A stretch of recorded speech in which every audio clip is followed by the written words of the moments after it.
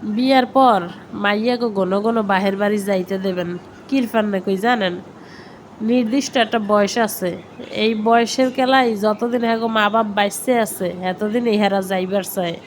আর যেকালে মাও থায় না বাপে থয় না, আর সেইকালে নিজেরও সংসারের প্রতি একটা মানে মায়া হইয়া যায় বুঝছেন।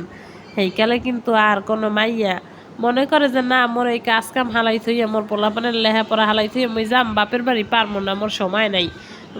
মনে করেন এইরকম একটা সময় কিন্তু সবাইরই হয়, যেমন মোর মা রইছে এরকম এক সময় মগও হইবে।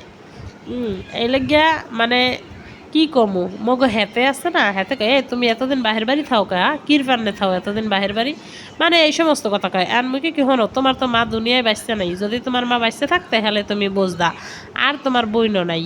এখন মোর হইছে মা আছে, মোর বইন আছে, মোর ভাই আছে, সকল দিয়েই আছে, তাই হেয়ার মায়া মুই তোমার কেমনে বুঝাম বুঝছেন। তাই এইরকম করে হের লাগে অনেক সময় একটু তর্ক বিতর্ক হরি, হের পরও হেও হইছে মহৎ একজন মানুষ, হের লাগে তর্ক বিতর্ক করাও ঠিক না। এখন কি করবো কম দেখি, মায়ে যে কয়দিন বাইসতে আছে সেই কয়দিন, হের পর আর এই দুয়ার তো পিছা মারতেই আইবে কেনা, বাপের বাড়ির দুয়ারে বাপ মা যে কয়দিন থাকে সেই কয়দিন, হ্যাঁ পর বাপ মা না থাকলে সেই ঘরে আর কে ডাহে, বাইর বোর চোখ কালা মুখ কালা অ দেখতে মন চায় না। তাই এখানে মনে করেন কি কমু কর মানে আর বাসা নেই। তাই যাই হোক হেতারে একটু বুঝেই ঠুজাইলে আবার একটু বোঝে। হ্যাঁ এরপর মনে করেন মোর ছোট বোনের অনেক রাগ আসছিল বুঝছেন, আরে কইতাম কি ছোটকালে কইতাম যে আরে বিয়া দেব, মানে যে ঘরে হাওড়ি থাকবো না সেই ঘরে, আর নাইলে হাওড়ির লগে ডেলি ডেলি চুল হেরাহিরি লাগবে, মানে ওর এত রাগ।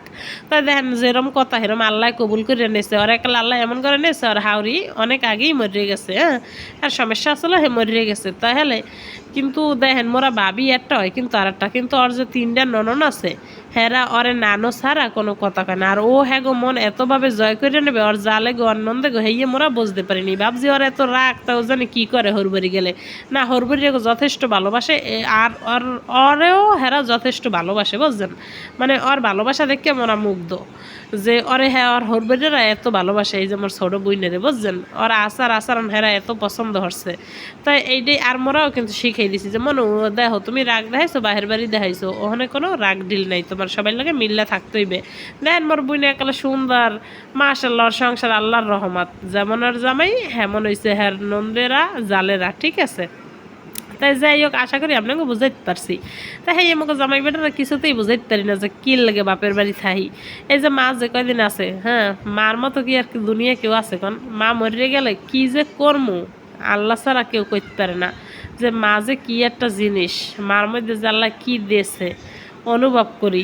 ভাই বিয়ে করার পর আরও বেশি বেশি কষ্ট লাগে, বেশি কষ্ট লাগে কে জানেন, ভাইয়ের কিছু কিছু আচরণে মায়ের যে কষ্ট পায় না ওইগুলো মগদার কইলে মগো ঠায় কইল যেটা ফাইটে যায়, না পারি বাইরে কিছু কইতে মায়েরই উল্টা বুঝে যে থাক মা ওর বয়স হয় নেই বুদ্ধি নেই এগুলো কইয়ে বুঝাই বুঝছেন।